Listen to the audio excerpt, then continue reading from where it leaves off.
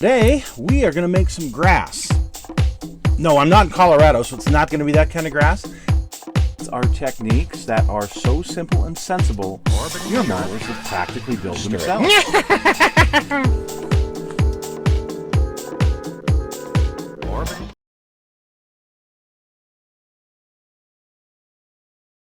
Hello, folks, it's Mad Dog Merv. Welcome to today's show, and today we're going to be looking at some of the car builds that I did probably around 15 years ago, and hopefully none of these are repeats of what I've put in any other shows. I've got a lot of builds still from many years ago.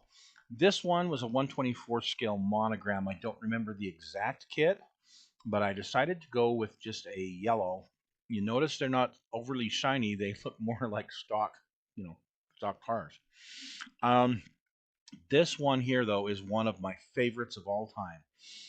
I used this backdrop of the old Highland Drive-In here in Salt Lake, and I had my friend Ron Starr take some studio pictures, and he does an amazing job. This was a very fun build. I can't remember which kit it was. It's a very old kit, but I painted it with with a dark blue. I want to say like a blue angel blue, and then over that I went with a metallic, like a sapphire blue. But I wanted that 80s look. You notice the 11 inspection sticker from Utah there in the window. I always have fun doing those kind of things. This one I wired up. It's got the return linkage. It's got well, you see what it's got. Pretty much everything there. An old KRSP bumper sticker that was really popular in the early 80s and late 70s. And this is a license plate actually from the 1970s that I shrunk down and put on there. Used to do a lot of work with my printer, but the good old big fat meats on it. And you get a good shot of the paint job here. It turned out pretty good. And on the front seat is an old Hot Rod magazine. Again, I used to love to do that kind of stuff. And we used to go around a lot with our hoods off just to show off our engines back in the late 70s and early 80s. And man, this car, I think it really nails that time period well. And here's a good front shot of it. Again, I did this one probably 10, 12 years ago. So, on to the next one. This is one of my favorite kits of all time. It's the 71 Duster 340. Very, very well done. And what I'm going to do is I'm going to use this for several different builds. So I picked up like 5 of them.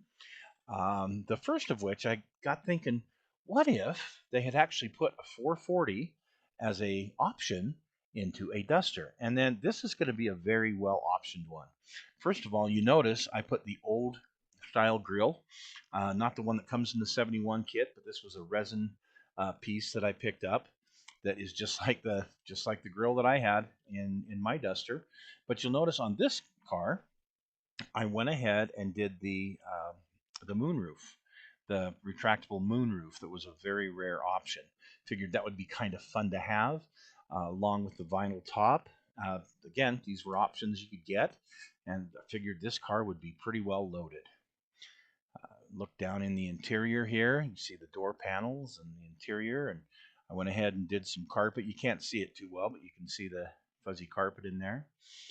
The engine I didn't wire up at this point in time, and so you can see it's just the 440 sitting in there with a lot of stuff that needs to be done to it still.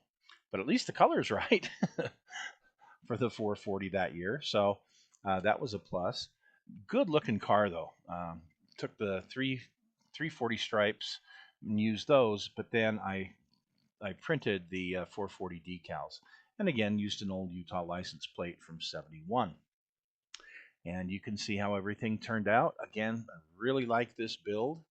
Really like the look of this car with the 4-speed and the 440. This thing would have cooked. Oh my goodness. I had a friend who put an 8 3/4 in his, and this was a popular thing to do, was put 440s in these, and they were awesome. Wish I would have had one. Beautiful car, beautiful car. So another build that I did with this same kit was I tried to match the color of my friend Mark Miller's Demon from back in high school. This is the first time I'd tried to put a pitchfork hood on a Duster. It turned out pretty good, and you notice the grill.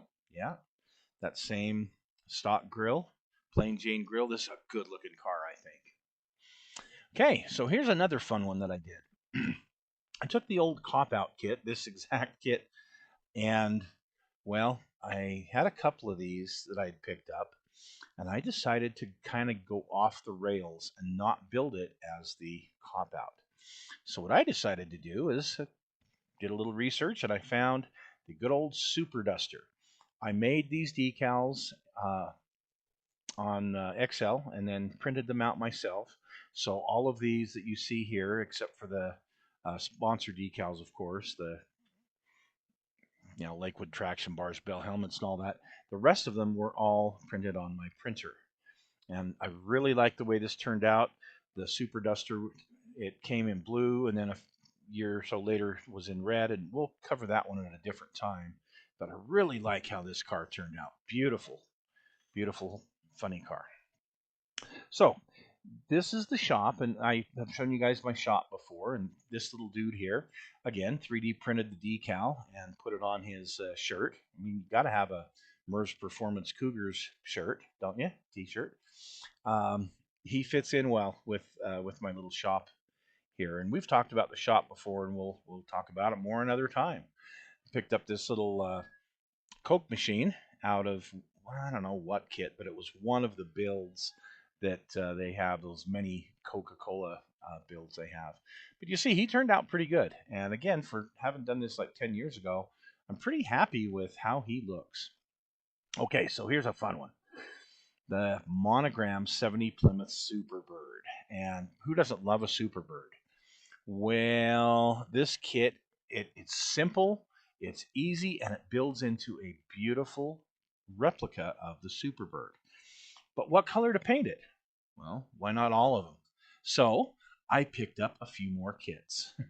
Now, one of these is actually a die cast and has the bench seat in it. The other three are the Monogram kit with the bucket seats. So you'll have to figure out which one is which here. I did get some decals. I want to say it was Ken Marks off of eBay years ago. Had some really nice Superbird decals, so I picked those up. And here's another good shot of the colors. Eventually, I'll get all the colors. I'll get the other like 3 or 4 colors that are in the line here. But this is a good start for a variety of Superbirds. Man, I'd love to have that. Look at those beautiful, beautiful cars. The Petty Blue, the Go Green, Sublime Green, whatever you want to call it, a Lemon Twist, and that kind of a burnt orange that they had. So notice here in the window, I put a Utah inspection sticker. It's kind of something I just used to do. I actually have several of those still, and it's something I used to do quite a bit of. Another one, different, a little bit different looking with the rims here. I decided not to go with the rally rims, but with these 5 spokes. I think I like them better than the rally rims myself. And then you notice this one with the nice shiny rally rims.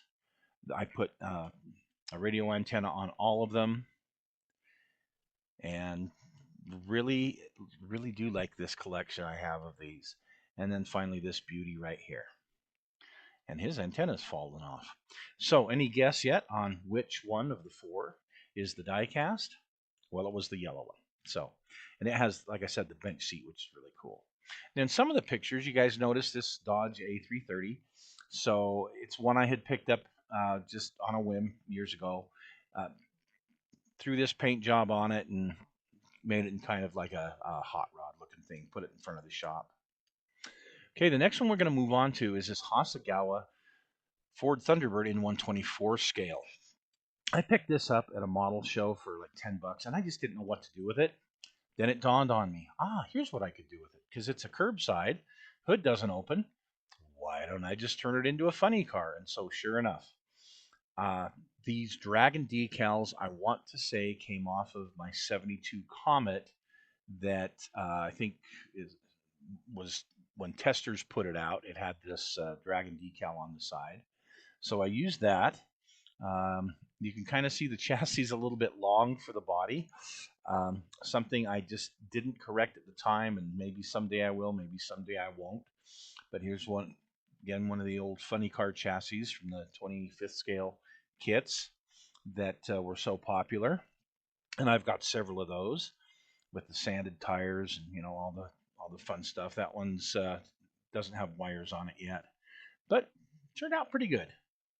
Okay, let's move on to this one. This kit, most of you guys have had the Pepsi Challenger, and of course I've got one too.